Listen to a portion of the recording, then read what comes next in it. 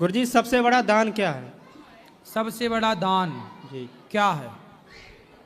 सभी दान बड़े हैं, जिसमें सबसे बड़ा दान है अन्नदान, जलदान, अभयदान, कन्यादान, भूमिदान, स्वर्णदान, सब बड़े हैं अपनी अपनी जगह। मायने सबसे बड़ा अन्न और जल, क्योंकि सबके बिना जीवन संभव और गुजारा है, अन्न और जल के बिना नहीं, इसलिए जलदान, अन्नदान। जी। और गुरुजी सबसे बड़ा ज्ञान? सबसे बड़ा ज्ञान क्या है? सबसे बड़ा ज्ञान है कि कण कण में ईश्वर को देख लेना। जी यदि हम ज्ञानी हैं जी तो ईश्वर को हम कण कण में देखना जाने। यदि हम कण कण में ईश्वर को देख रहे हैं सब जगह, तो ज्ञान है। सब जगह ईश्वर नजर नहीं आ रहे हैं तो फिर वो ज्ञान नहीं है। जी। राधे राधे। राधे राधे।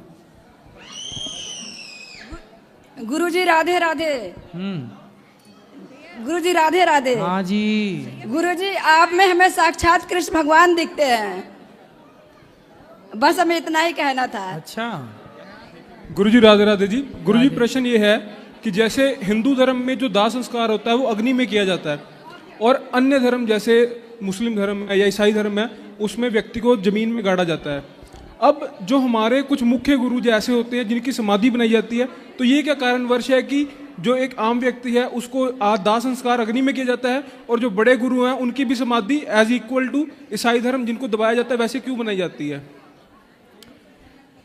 ऐसा है कि हमारे यहाँ जब दशरथ जी की मृत्यु हुई, जी राम के पिता हैं दशरथ जी, तो राम के पिता जी हैं। बिल्कुल जी बिल्कुल। तो उनकी जब मृत्यु हुई तो उनके लिए भी अंतिम संस्कार लकड़ियों की चिता बना करके अंतिम अंत्येष्टि भरत जी ने की। ठीक है? ठीक है जी। हमारे यहाँ अग्नि में संस्कार क्यों होता है, इसका कारण है हमारा शरीर बनता है पंच महाभूत से, पृथ्वी, जल, वायु, अग्नि, आकाश। अभी आपने सुना होगा कि जब लॉकडाउन लगा और कोरोना बढ़ा तो आपने सुना होगा न्यूज पर कि सरकार ने मना कर दिया था कि चाहे तुम मुस्लिम हो, ईसाई हो, बॉडी को जलाना ही पड़ेगा, क्योंकि जला करके ही कोरोना के सारे बैक्टीरिया को नष्ट किया जा सकता है। बॉडी को गड़ाओगे जी तो वो बैक्टीरिया बना रहेगा। सुना था आपने ये बात? जी बिल्कुल जी बिल्कुल सुना था। तो हम सब ने ये कोरोना में ये बात सुनी।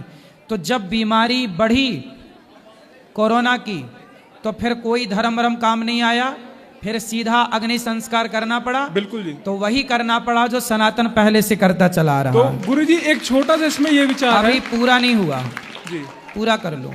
तो हमारा सनातन तो देखो साइंटिफिक सच निकला। बिल्कुल जी। अब आपने बात की कि संतों का, जी तो देखो सारे संतों का, अधिकांश संतों का भी संस्कार ही होता है।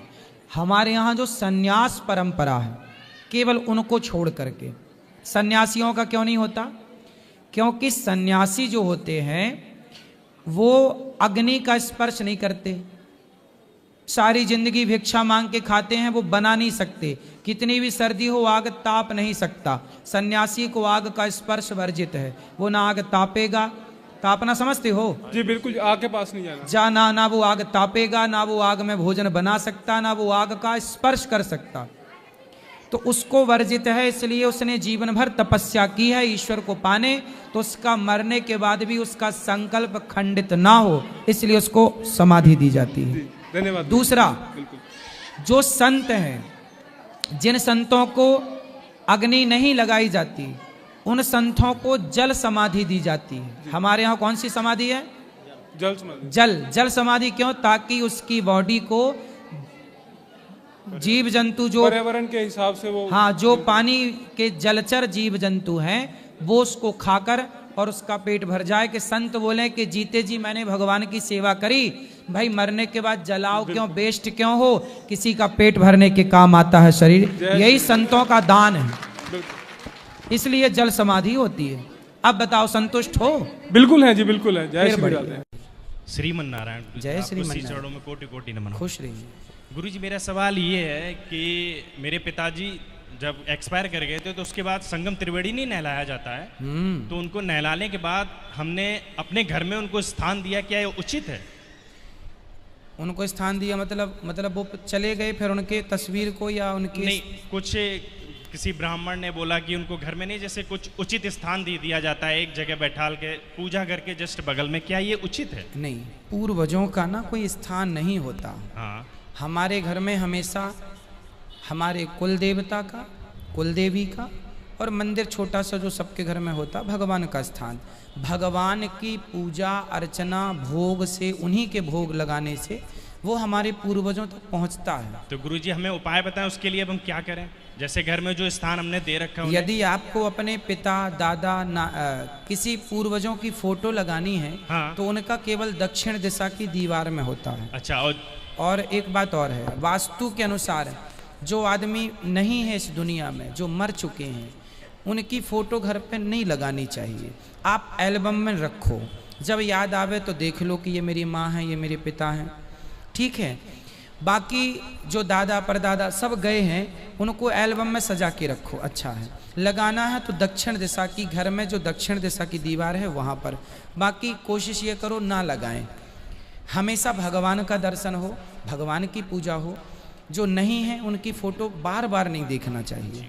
और गुरुजी जैसे पापा मेरे व्रत रहते थे सोमवार भोले बाबा का, तो वो अचानक एक्सपायर हुए हैं, तो क्या उनके व्रत का उद्यापन करना है? ना, वो तो उनका पुण्य उनके संग चला गया। अच्छा। आपको उद्यापन नहीं करने की जरूरत। उद्यापन हम लोग व्रतों का करते हैं, करना चाहिए। झूठ का उद्यापन कोई नहीं करता, अभिमान का उद्यापन नहीं करता, बस अच्छे कामों का ही उद्यापन। उद्यापन मतलब बस रोक दिया, नहीं। अच्छे काम क्यों रोकना, बुरे काम रोकना है।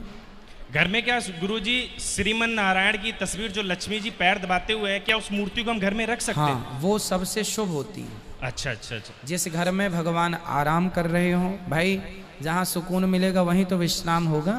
एक सवाल और है गुरुजी कि जितनी भी आपके यहाँ गौरी गोपाल आश्रम में वृद्ध माएँ हैं, ये जो वृद्ध माएँ आई हुई हैं, क्या इनके बच्चों ने इन्हें शादी से पहले मतलब घर से निकाला या शादी के बाद?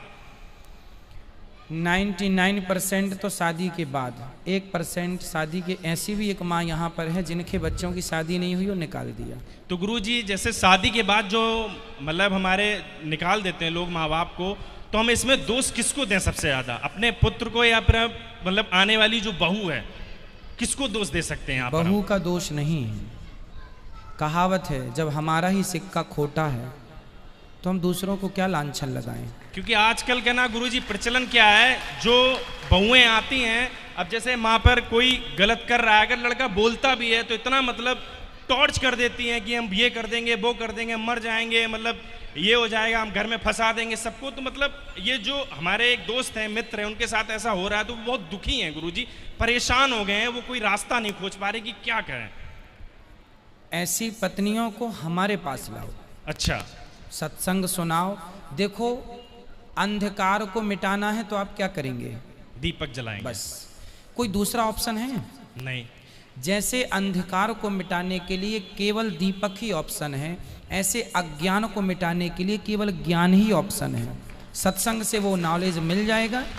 लाखों बहुएं हैं भारत में जो सासों के पांव दबाने लग गई हैं कथा सुन सुन के। गुरुजी आज हम जब वृद्ध माँ से मिल रहे थे तो एक कोई परिवार आया होगा, तो बड़ा बुरा लगा। हम वहाँ पर खड़े हुए थे, वृद्ध माँ से बोला, ये तो आपके भोग हैं कुकर्म हैं जो इसलिए जो आप यहाँ पर पड़ी हुई हैं। तो मैंने उनको जवाब ये दिया, वो उनके भोग नहीं है, वो तो उनके अच्छे कर्म जो है यहाँ गौरी गोपाल आश्रम में है, वो सबसे अच्छा कर्म है उनका, जो अपने घर छोड़ के वो गौरी गोपाल आश्रम में साक्षात भगवान की चरणों में है वो। बिल्कुल। बात ऐसी है कि हर पुत्र को, हर बहू को अपनी सास की और अपनी माँ की सेवा जिम्मेदारी से करनी चाहिए। यदि हर बेटा करे तो फिर वृद्धाश्रमों की कोई आवश्यकता नहीं है ना। वो तो अब मजबूरी में बनाना पड़ा, कहाँ जाएं। अब यहाँ आप हमारे पास आए हैं, हमें भूख लगी है, तो आपके लिए भोजन की व्यवस्था हमें करना हमारा। देखो, हम गृहस्थी हैं। हम कौन हैं? गृहस्थी। और गृहस्थी का धर्म होता है अतिथि देवो भव। आपके द्वार पे कोई भूखा आए, कहे रोटी दो, तो आप ये कहें कि तू कमा के खा नहीं सकता, ये आपका धर्म नहीं है। आप उपदेश ना दीजिए, आपको रोटी मांग रहा है, रोटी दीजिए। कोई माँ आई और बोले भैया सिर पे छाया नहीं है, बेटे ने निकाल दिया, रोटी नहीं है, आपसे कोई माँ कहे कि हमारे पास रहने की व्यवस्था नहीं है, खाने को रोटियां नहीं है, हम कहाँ जाएं, तो उस माँ को आप अपने घर में रखें, ये आपका धर्म है। बस मैं तो केवल वही गृहस्थ धर्म पालन कर रहा हूं। आपसे जुड़कर गुरुजी मेरा जीवन धन हो गया और बहुत कुछ मतलब जीवन में बदल गया गुरुजी। एक मिनट गुरुजी आप। गुरुजी मैया आप बैठो अभी मिलेगा। गुरुजी श्रीमन नारायण। जय श्रीमन नारायण। गुरुजी मेरा एक क्वेश्चन है कि जैसे हम तुलसी माता की पूजा करते हैं तो उनको चंदन और सिंदूर दोनों का टीका लगाते हैं, तो चंदन का लगा सकते हैं? चंदन लगा सकते हैं, सिंदूर भी लगा सकते हैं। और क्योंकि हमने पढ़ा था ना मैरिड स्त्रियों को चंदन का टीका नहीं लगाना चाहिए, ऐसा है क्या? देखो ये सब बातें कोई प्रमाणित नहीं है, कोई अपने से कुछ भी कह दे। ठीक। आपको अपनी संप्रदाय का जो आपके गुरुजी तिलक दें वो तिलक आपको लगाना चाहिए। जैसे हम वाइट और लाल लगाते हैं, ऐसे हम जो मंत्र देते हैं तो महिलाओं को भी बोलते हैं बिंदी के नीचे व्हाइट कलर का भी बनाइए, खड़ा लाल। पुरुषों को हमारे जैसा, स्त्रियों को स्त्रियों के जैसा हम बताते हैं, समझाते हैं, सबका अलग अलग। और गुरुजी तुलसी को चबाना नहीं चाहिए ना? तुलसी हमारी माता है ना, इस भाव से उसे निगल लेना चाहिए, निगलना चाहिए। ठीक, थैंक यू गुरुजी, धन्यवाद। और आपसे ना मेरे को आशीर्वाद चाहिए कि जिस कार्य में हम लगे उसमें हम सफल हों, क्योंकि आप बिना आपके आशीर्वाद बाके बिहारी का मेरा कोई काम होता नहीं है। कथा सुनते हैं आप? हाँ सुनते हैं। भगवान तो आपको आप मुझे आशीर्वाद दीजिए कि हम जल्दी जल्दी और आए। खुश रहिए, भगवान आपको श्रीमन नारायण। जय श्रीमन नारायण। राधे राधे गुरुजी। बेटा राधे राधे। आपकी चरणों में कोटि कोटि प्रणाम। खुश रहिए जी। हमारी एक प्रश्न है, कोई अगर विधवा हो जाए तो क्या नारी का क्या धर्म होता है? कौन सा धर्म बताऊं? मतलब अपने घर परिवार मान सम्मान। हाँ, तो आप अपने घर परिवार की जिम्मेदारियां पूरी करें और भगवान में ध्यान लगाएं। यदि बच्चे हैं तो बच्चों को संस्कार दें। जी नहीं, बच्चे नहीं है। और घर तो फिर आप ये किसके लिए पूछ रहे हैं, अपने लिए या किसी अन्य व्यक्ति के लिए? अपने लिए। तो आपके पति हैं या नहीं? जी नहीं है। आपकी उम्र कितनी है? 24। शादी कब हुई थी आपकी? सन 1917 में, 18 साल की उम्र थी तो। 1917 में? हाँ। 2017 में? हाँ 2017। हमें लगा एलियन तो नहीं हो। जी जी भूल गई, क्षमा करें। कोई बात नहीं बेटम। आप देखो ऐसा है कि 17 में शादी हुई और पति अब कहाँ चले गए? जी वो गुजर गए। अच्छा, कोई तकलीफ हो गई थी उनको? हाँ, वो दारू पीते थे ना, किडनी खराब हो गई तो चले गए। शराब देखिए कितना नुकसान करती है लोगों का, फिर भी लोग नहीं मानते। अच्छा ये बताओ कि अब आप क्या चाहते हैं? हम सारा जीवन एक तपस्विनी की तरह रहना चाहते हैं, ठाकुर जी को अपना सारा वैसे देखिए आपके पास 2 ऑप्शन है। पहला तो जो आप कह रहे हैं कि आप तपस्वियों की तरह अपना जीवन गुजारें, पहला तो ये है जी। दूसरा ये है कि आज पुनर्विवाह का भी नहीं गुरुजी, हम विवाह से अच्छा मरना पसंद करेंगे, पर हम विवाह नहीं करेंगे। क्यों? पहले भी घर गृहस्थी जब शादी हुई ना तो घर गृहस्थी सब देख चुके, अब शादी विवाह में कोई रुचि नहीं है हमारी बस बिहारी जी जो भी है वही है। सारा जीवन हर श्वास उनकी चरणों में समर्पित रहे। हम जैसे भी जिस साल में आप बैठ जाओ बेटा, बैठो। उनकी साथ बैठो खुश रहे। बस हम अपना सारा जीवन जो भी है, हमारा तन मन धन मान सम्मान अपमान सब ठाकुर जी को समर्पण है। ठीक है, आपका ये भाव उच्च कोटि का है, अच्छा है। भगवान आपको अपनी भक्ति अपनी कृपा प्रदान करें, अच्छा है जी। हम इसीलिए यहाँ आए। हमारे घर वाले ने बहुत उल्टी सीधी बातें करते थे। तो घर वाले में कौन, ससुराल पक्ष की मायका पक्ष? ससुराल वाले मायके भी, तो इसलिए हम यहाँ चले आए। ऐसा करो कि अभी तो देखो गृहस्थी आपकी, हमारा तो यही निवेदन रहेगा आपसे, जो आपका रास्ता है कि आप भजन करें वो सर्वश्रेष्ठ है। पर आपके मन में कहीं भी यदि कोने में भी जरा सी जगह हो कि आप चाहें कि हम फिर से घर बसाएं, तो आपके पास ये भी ऑप्शन है। दूसरा, आपके जो माता पिता, आपके जो सास ससुर जो कहें वो आपसे बड़े हैं, जो आपको रास्ता बताएंगे वो आपके लिए अच्छा होगा, इसलिए उनकी बात भी मान लें यदि वो कुछ कहें तो।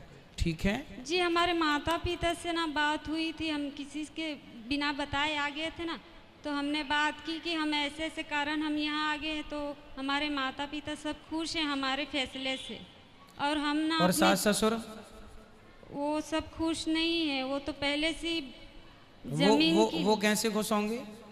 पहले से इस जमीन के लिए हमें भगाना चाहते थे ना, अच्छा, इसीलिए उनसे चलो बात फिर हुई। जो आपका अपना निर्णय हो, जो आपके माता पिता का निर्णय हो, वो आप कर लीजिएगा। जी हम यही रहना चाहते हैं, हम यहाँ रह सकते हैं ना।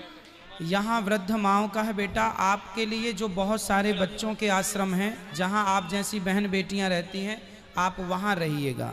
यहाँ तो केवल अभी वृद्ध माओं के लिए है, आपके लिए जहाँ भी और भी अन्य यहाँ वृंदावन में बहुत सारे आश्रम हैं, तो वहाँ पर जहाँ केवल आप जैसी बहन बेटियाँ रहती हैं वहाँ पर। यहाँ पर तो जो वृद्ध माँ होती हैं ना, उनके लिए है। ठीक है, खुश रहिए।